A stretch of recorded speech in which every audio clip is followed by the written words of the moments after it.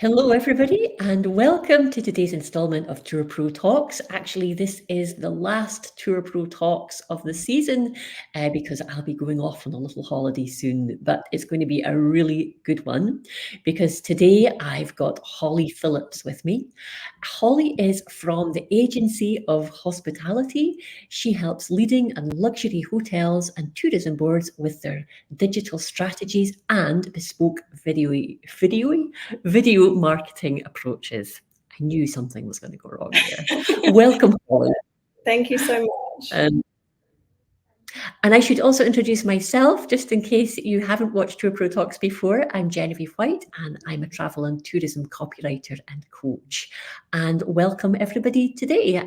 Lovely to have you with us. If you're watching live, do say hello. If you're watching on replay, that's great. Also say hello. And what we're hoping to do today is just have a really good chat about marketing and all sorts of issues that marketing throws up for people, and then maybe talk about some possible solutions as well. So hopefully it'll be really useful for you all. Do feel free to ask questions, to say hi, to say where you're watching and listening from. And I think we're going to begin today actually with talking about some of the marketing headaches that we'd like to put into room number 101 and leave behind forever. Because we all sometimes struggle with marketing, don't we? So we're going to talk about that first. But just if you're watching, it would be really great if you could put your big marketing headaches in the comments. Share with us what you struggle with. And yeah, we'll have a look at your comments and we'll just start chatting. So Holly, what do you think are some of the big marketing headaches for people in the tourism industry? Yeah, so I think that the term marketing, first off, is a very big term. And with that, it then means that you have lots of roles that more often than not can just sit being occupied in one person, So if we take the role of a social media manager, for example, they're expected to be a copywriter, be a strategist, maybe even execute for shooting video. Hi, nice to see that comment. Thank you for the support, Rosalind. Yeah, so I think it's very difficult because it's so broad. Resource is probably one of the number one challenges that businesses have. They want to do so many things. They get so excited about new formats, new platforms, and they more often than not spread themselves so thin. And they don't necessarily have the subject matter experts to support them in those processes. Yeah, I mean, I think spreading yourself thin is a really common one, isn't it? Because there's so many platforms out there, and we're always being told, "Oh, this one is a really good one to get on, or this one, and this is where all the young people are," and so on and so on. And we can just get really, really kind of caught up, and as you say, spread ourselves too thin, and end up not really doing a very good job anywhere. Yeah, and I think I'm always in the camp of fewer, bigger, better, and doing one or two channels really well instead of getting excited by all of them. So I think it's really important to, first off, I guess we're jumping to the solutions already, but if the challenge is spreading yourself too thin, it's understanding your audience, who you're trying to talk to, how can you effectively reach them, where are they most present, and then with that you can decide. So is it Instagram? Is it TikTok? Is it Twitter? And coming from an FMCG background and also pharma, they were very cautious about stepping onto too many platforms. And I think that was a good apprehension to have. But then when we did enter onto those platforms, we made sure that we had a content strategy in place. We made sure that we had strong community management, especially, when you're talking consumer goods or over-the-counter products. You have to make sure that you have the right teams to answer questions or adverse events. And I think even outside of that industry, if you have challenges, you need to be able to respond to your audience. Otherwise, you can have some crisis management on your hands. So I think anytime you are entering onto a platform, it's understanding that those platforms are two-way platforms and you need to be ready to have the conversation.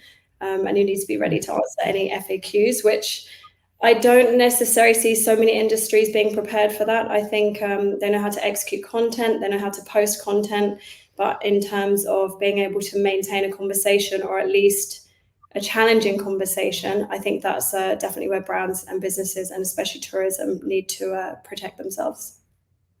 Brilliant. Yeah, absolutely. I've got lots more questions to ask you, Holly, but just for more comments, we're getting lots of comments here, which is lovely. You've obviously got your fan club here today as well. So hello to Rushin, Thibault, Melissa, Ashley, and Angelica from London. Hello all and welcome. And do remember, if you want to ask any questions or share any of the problems or issues that you currently have with marketing, do let us know.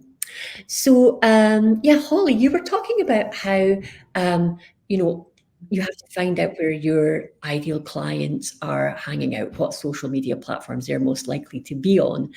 Do you think that there are any especially useful platforms for people in the tourism and the hospitality sector? I mean, I know what you said, it's like finding out your ideal clients, but are there any that are just maybe people who are planning journeys or planning, where they're going to stay when they travel? Are there any platforms they're maybe more likely to gravitate towards? I'm seeing a lot of new players in this space. I don't know if you're familiar with an app called Unravel, which I think No, I'm not. Tell me about it. it's actually a video-led app, which I think when we talk about travel and tourism, it's such a visually appealing industry. And this app is very led through video. So you go onto the app, you could type in Barcelona, and then you're going to see loads of videos of different people in hotels in Barcelona, and then you can directly click through to book that hotel. It's such a seamless journey that, again, if we look at how the industry is operating, I think there is lots of activity for awareness when it comes to travel and tourism. But at the end of the day, people then want to know how they can book, how they can visit. They want to know where that restaurant is. They want to be then directly connected to that supplier, to that hotel, to that vendor. And I think with that, you then have a lot of influencers that are owning that space. I personally have friends where they're creating travel tour guides, and they have very dedicated communities that really care about what they have to say and what information they're giving up. So I certainly think that's one for the tourism industry to keep an eye on, because they're not quite owning that space. So then they're giving an authority for other people to own it, because a consumer wants to understand, okay, I like this place, I want to visit, how can I do that? Yeah, so it's making it easier, really, then going beyond that initial stage of awareness to, okay, how do I get to this place? Exactly. And I think, yes, Instagram, there's an incredible amount of travel content. The same with TikTok. I think it was 300 million posts of, I'm trying to think, even Dubai. I think Dubai is the leading one, so you can just look at a location now and you can see how popular it is, that people want to inform their audiences. And so I think this is certainly a space that tourism needs to step into. I know there's a little bit of a nervousness of entering onto TikTok because it's not seemed to be such a luxury platform. But again, if your audience are there, you should absolutely have a presence or be a part of the conversation, because it's going to be happening without you otherwise. Mm-hmm. Let's talk a little bit about the whole kind of luxury concept, the concept of luxury, because I know you are working with like leading in luxury hotels. Now, luxury is a word that we hear, spoken about a lot in the tourism industry, but I think it's also a word that maybe, we maybe need to talk about, maybe not just what it means to people, but also how we can really communicate this idea of luxury through marketing without merely, just using the word luxury all over the place. Yeah. I'm just interested, what are your thoughts on this, and how can luxury providers really appeal to the luxury market? Yeah, I think you hit the nail on the head. It's almost, if you have to say you are, maybe you're not. If somebody identifies themselves as being cool, they're generally not. So I think it's similar to hotels that constantly have to put that in a title or a piece of content. Luxury is different for everybody. For some people, it's about the amenities in a hotel room. For other people, it's about the service at the bar. But I think, at least for me, it's about a seamless journey. So as soon as you have an interaction with that brand, it's seamless from start to end. So that means when you're being exposed to a piece of content, it's trying to navigate an understanding of the room type that you're about to book. So for this reason, we really do drive the notion of video room tours. And then it's your booking process, and then it's when you arrive, and then it goes beyond. So I think it's really important that people consider the full funnel and the user journey. And again, coming from FMCG, we've really had these kind of processes just drilled into us, and it was just a taken way of marketing that, again, we're definitely trying to support this industry of hospitality and tourism with. But I think if you just consider that user journey and how you're interacting with your consumer or your potential guest, then I think a lot of providers can elevate themselves to being luxury. I'm intrigued by the whole idea of the room tour, and you call it a strategic room tour in your LinkedIn profile, which I loved. I just love that whole phrase. So can you, just in case anyone who's watching isn't exactly sure what a room tour or a strategic room tour is, can you maybe just tell us a little bit more about how that works, how you go about doing one? Yes. Of course. So we speak a lot about the funnel, and I think this is because depending on the different stages of the funnel, you will then be crafting your content in a different way. So if we talk about the awareness portion of the funnel, so somebody might not have been exposed to a suite or a room tour of yours, so you're going to do one that's a little bit more of a highlight. It's giving you a general sense. It's not going into too much depth or details of the room. And then as we move through the funnel, let's say that person is sitting more in consideration or conversion, they're a bit more intrigued about the room, they've been exposed to some of your content already. We might then want to show them the amenity types. We might want to show them elements that can't be shown in video. So is it the way that a cupboard opens and what's inside? Is it the way that the staff are supporting you in that room, the extra services that you get? So it really does depend on the audience. So we always think audience first. But again, I see a bit of an outdated approach of selling rooms. You know, you go onto a hotel website and we're stuck looking at photos, and we're living in a day and age of video. So I think it's really important that hotels and tourism companies support that user with a more of an atmospheric content type that allows them to navigate that room and understand more about it.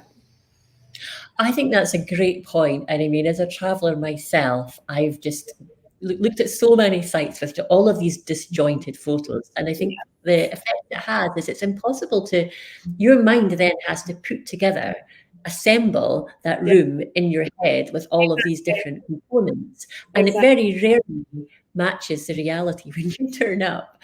What the jigsaw you put together in your head is a completely different thing. But if you see a video, you know, that is giving you a real sense of the space and how you move around the space. So, exactly. And I don't know about you, but I'm jumping across platforms. I'm going on to Booking, I'm going on to the brand website, and then yes, I'm going on to socials because an influencer likely has done a walk around of the room. And with that said, I think there is certainly a place for more UGC. And for anybody that doesn't know what UGC is, user generated. I think there's a place for it, but in not creating that as a hotel, you're giving away the right to talk about your brand. And I really think these should be owned as master assets. So this is why it's such importance for hotels to be owning that. And again, if you provide your potential guest with as much information to equip them to move them into the booking stage, you're not losing them to OTAs, you're not losing them to, you know, all these other websites, you're keeping them on your own channels. Yeah, it just makes a lot of sense. So why do you think that hotels and accommodation providers are not doing this? Why do you think we're still coming across so many websites where it's the scrolling through photos approach? So the feedback that we have when we're talking to existing partners is it's a bit of a hierarchy piece. So the websites are globally owned. It's very hard for a local property to make those amendments, and there's a lot of red tape that they have to go through to make those changes. So for the partners that we are talking to that are very interested in this proposition, it tends to be at that point of being a cluster or really sitting at the corporate brand level. And then again, another one is resource, so they're so busy feeding their own social channels that this is then just something else that somebody has to think about, somebody has to budget for. So again, I see so much awareness content, so much beautiful content, and almost I call it just because content, and it's being put out there just because it looks nice. But I don't see so much that is supporting that conversion portion. So that is a mission that we have. And it's so important. And I mean, yes, obviously time is an issue, budget is an issue, but if you want the sales, if you want the conversions, then what you're saying makes perfect sense completely. Okay, we're going to move on in a little minute or two just to say thank you so much to everyone. Really lovely comments. Holly, your fan club is out in force today. That's great. Just remember, Holly's here for your questions as well. So if you've got any questions at all, do feel free to ask. We're here for another 15 minutes. So, yeah, I think maybe now what we could talk about is the title of today's podcast is Stories That Connect.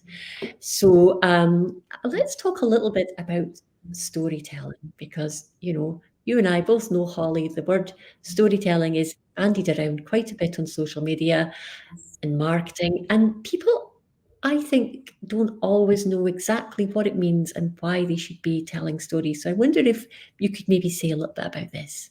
Yes, and I think it's another term that has so many different ways that we could articulate it. And I think essentially storytelling is a start, a middle, and an end, but it's a narrative with intention. And again, there are so many beautiful assets that I'm seeing from different businesses where you can't see a thread. So I think it's really important to have a red thread through that asset where you are taking your user through an experience.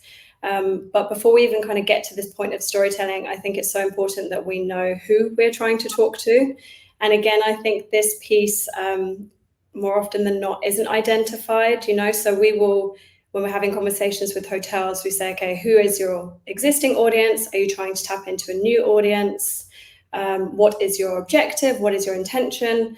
And I think it's also really important to keep these singular, so audience is singular, your objective, your message, and not trying to do too much in that asset. Otherwise you confuse your audience. And a simple rule of thumb that I think I was taught very early on in my marketing days is once somebody has then been exposed to that asset and that story, what do you want them to think, feel, say, or do? So it needs to evoke something. And I think that's also really important when it comes to storytelling. Yeah, absolutely. Hello, Meepo. Nice to have you with us. Yes. And I mean, storytelling is obviously very important in video as well. Yes. Because video lends itself so well to storytelling, doesn't it?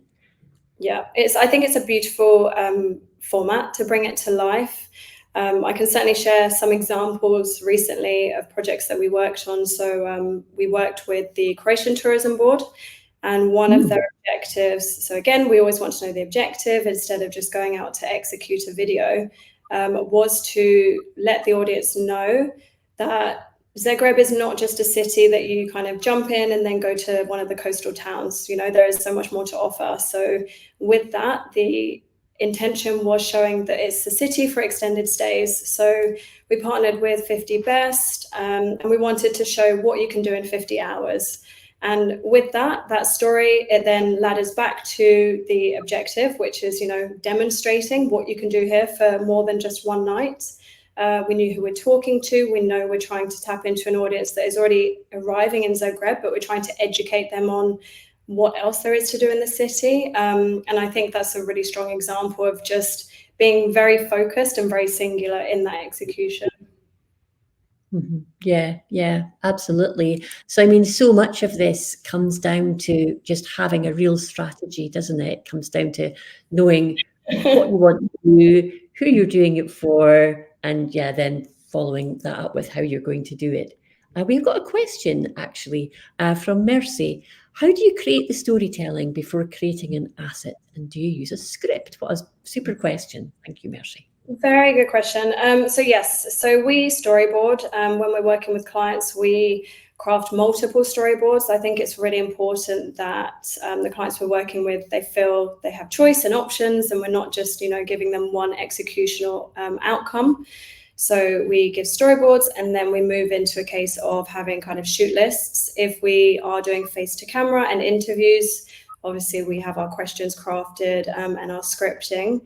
What I will say with that, and from experience, is when we are interviewing, more often than not, it is the off-script questions that come up, or somebody has just unmiked themselves and they carry on talking, and you still feel this passion for the story, and we end up having to reattach a mic and get that. So I think it's really important that there's some flex around that, because otherwise you miss some other beautiful opportunities. But we go with a plan. Recently we shot for Rosewood. It was a summer activation and it rained. So obviously we have to kind of navigate around our shoot list and our storyboard.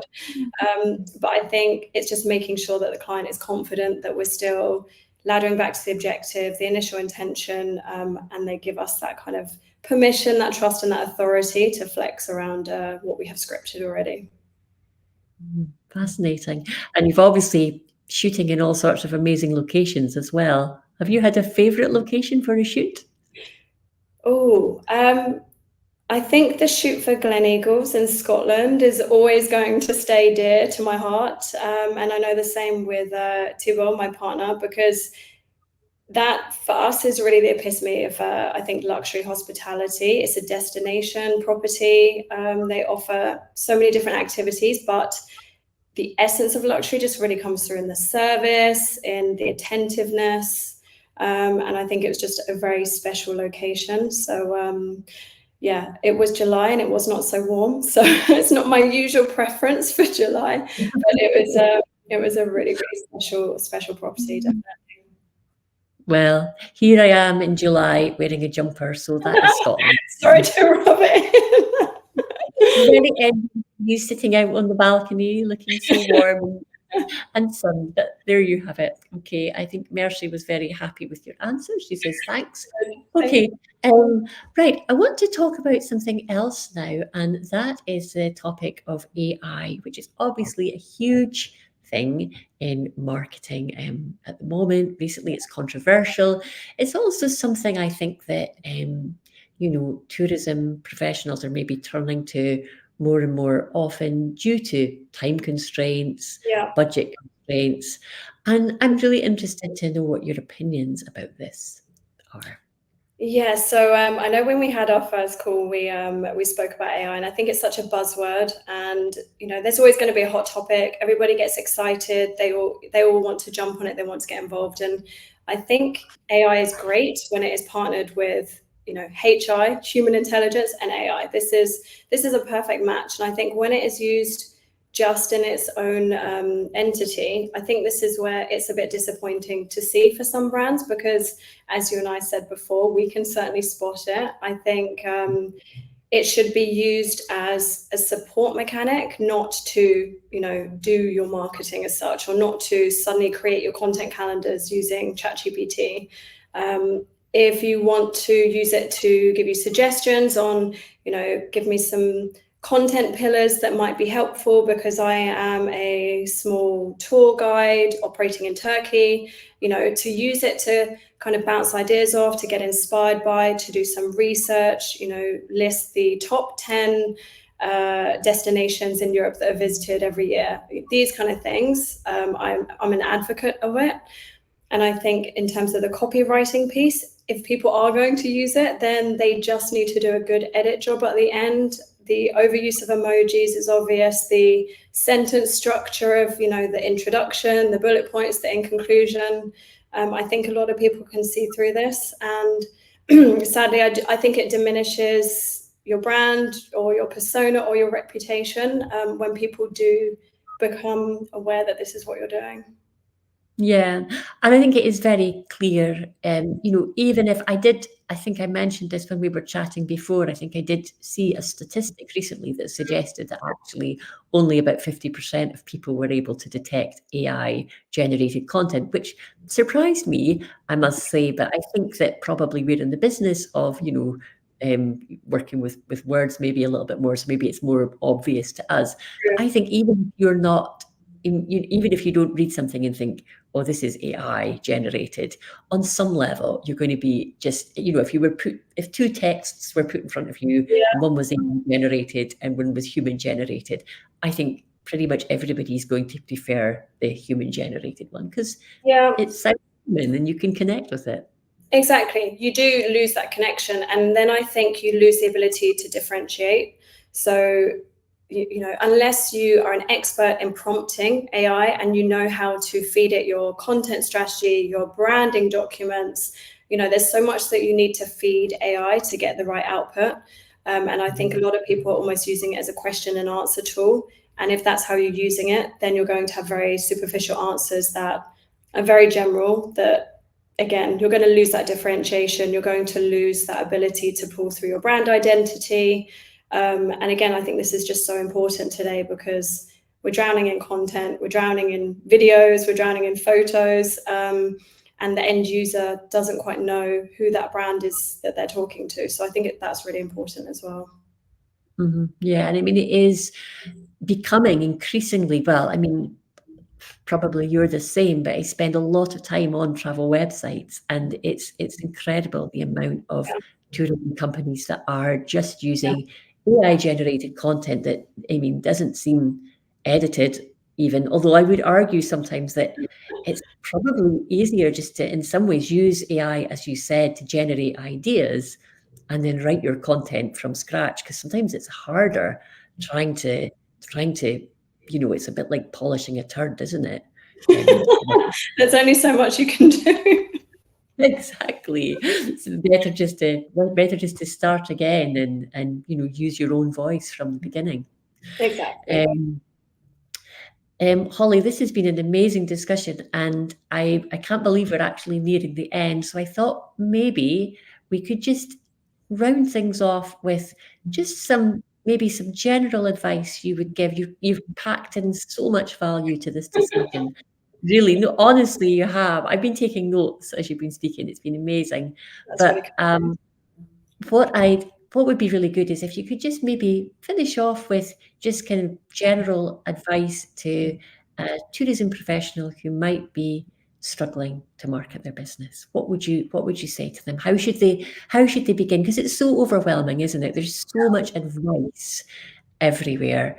What would you tell? What would be the first few steps someone should take to devising a content strategy that's going to convert? So I think the simplest way of thinking about a content strategy is the who, the what, the why, the how.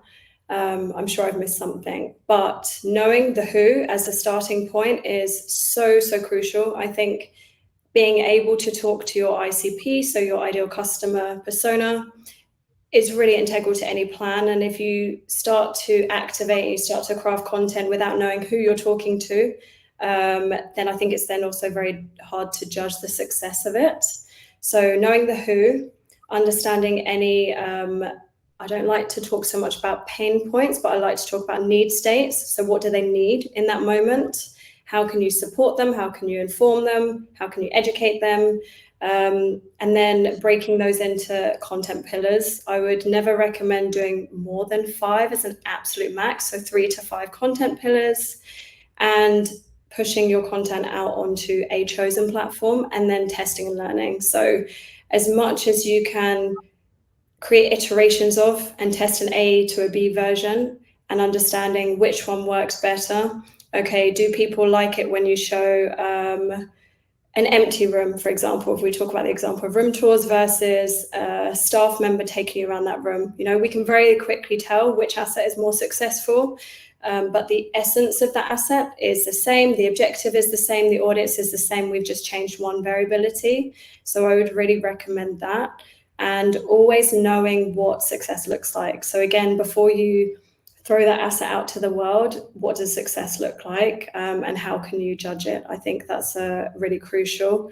And we're very data driven and data led. And I think these are some hopefully basic principles that will support people in getting their journey off the road.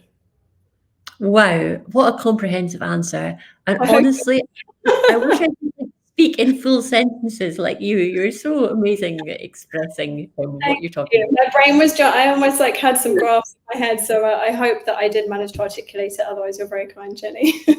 No, not at all. That's amazing. So if anyone's listening and has been furiously trying to take notes, like I was, I don't know why I was bothering, because actually this is recorded, and I'll be able to revisit this, as will anyone who's watching. But also, I'm also every week, as some of you will know, I post a newsletter summarising the talk, and so I will be attempting to distill Holly's words of wisdom in the next newsletter, which will be out on Wednesday.